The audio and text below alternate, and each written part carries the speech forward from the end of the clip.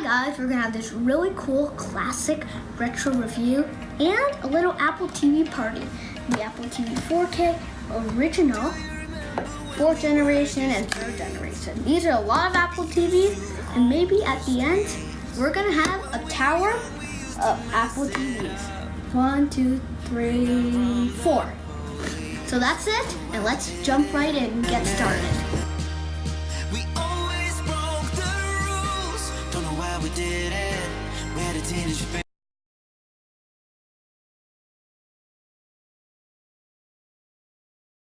So we're just gonna jump in and start unboxing. This is not really the real unboxing with all the plastic and everything like I did for the iPhone X.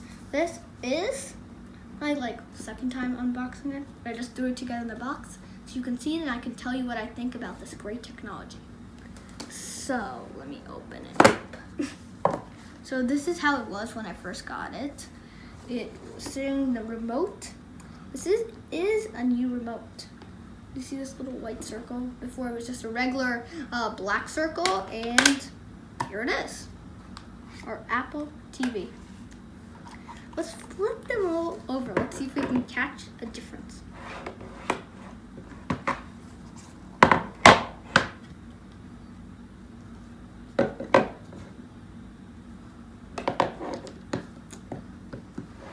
This one has fans on the bottom because of the A10X Fusion chip. It now has vents on the bottom compared to this. This is the 4th generation. Apple is still selling this one. These are both 64 gigabyte models. And this is the 32 gig mod. I don't know, I think this is 3. No, this is 8 gigs. Old fashioned. But on both of these, you can download apps. And this one, on September 12th, with the Apple iPhone X keynote, they released the 5th generation, and they named it the Apple TV 4K because it supports 4K output.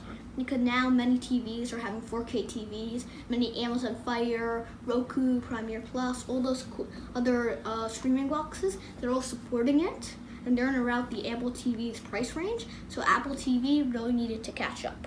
Other than that, it's not a very big release. Also, Apple wanted to update it because they haven't updated anything. They haven't updated it since 2015. This one hasn't been updated since the end of 2015.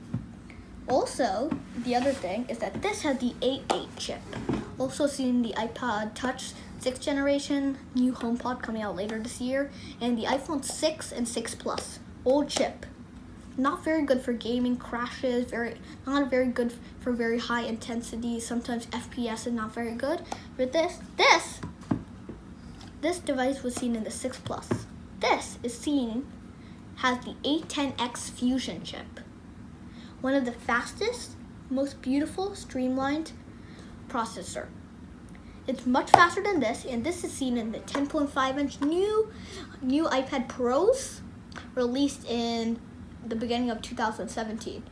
This 10X Fusion has never been seen in an iPhone. It's a very fast chip. So this allows for better gaming, better performance. It's really much similar. On the back, the exterior differences is that right here, very weirdly, they have a USB-C port. Right, this little part is only used for servicing. On this, they don't really have any ports for servicing. They really move servicing to they really move servicing to wirelessly. Now a lot of the servicing has been wirelessly, and there's a white remote on this. And right now on this model, if you want to buy an Apple TV right now, some people say that it's better to get this thing because it's $20 cheaper. But frankly, really, following the announcement, they took away the 64 gig model. So if you want, if you don't really feel like spending a lot of money, but you still want to get 64 gigs, you're out of luck. Apple, following the announcement of the Apple TV, they removed the 64 gig model. You might see 64 gig models in the refurbished section one of these days, but not really. The other thing is that right here, under here, you might see some other key differences, and that has been discounted. The original one allows people to stream HD TV things. The primary function of the Apple TV family is to stream music and stuff through the internet.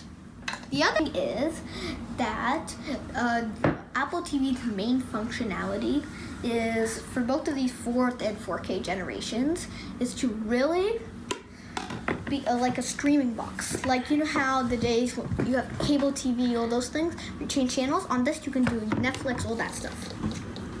Back when this whole thing came out, its prime functionality was to be able to stream. It's like a huge Mac Mini for some reason, but its major compatibility was to stream iTunes movies.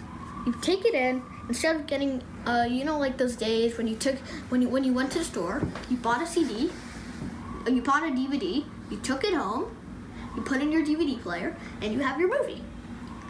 Apple wanted to eliminate all of that. Steve Jobs hated DVD players. You can see that very clearly. MacBook Air, no DVD player. MacBook Pro now, no DVD player. MacBook, the new version, like after they took it away and all that, has no DVD player. They've all removed the DVD player. iMac, Mac Mini, Mac Pro, everything they've removed the DVD player from. Apple doesn't like the DVD player. They want to make it easy and simple. You take out your remote, you go around, you open iTunes, you search for your movie, and you listen. You're sitting on your sofa the whole time, relaxing. Then on this, it was like an update to the 2nd generation, which I don't have in front of me right now. But it's like faster, cleaner. You can do movies better. And then you have like Hulu, PBS Kids, all like your normal streaming things. You have it on this, but you don't have apps, games. This only has 8 gigs of RAM, 8 gigs of storage, not much to support. This also has a lot more storage and RAM, better for gaming and other performances. Oh, I really haven't opened this yet. So let me just open this little thing. I don't want to rip it, I want to keep it and then put it back like that. I have Apple stickers! And, right here, let's see, what does it say under the get started thing? Turn on, it's easy to set up, you put it in. Oh, it tells you at the different buttons, lightning connector for charging. Enjoy your new Apple TV. Get the Apple Book User Guide in 2017. Very interesting. Right now it's 2018. So that means they're outdated. Other than that, we get to do something very fun. We will have a little Apple TV stacking party. So right here, under the different things, we have a little stacking of all the different Apple TVs are being stacked on top of each other. So there's the original, which will be our base, a huge base. Then, 2nd generation.